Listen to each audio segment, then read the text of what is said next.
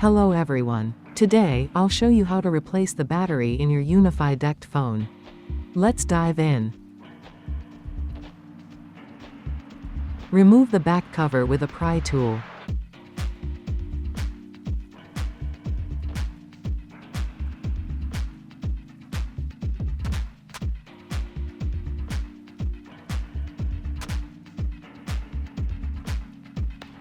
Take out the old battery and replace it with the Cameron Sino CSSX 785CL battery.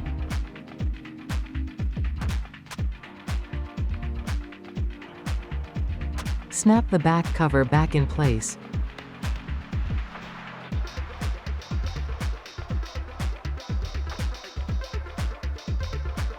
That's all for our tutorial. Thank you for watching.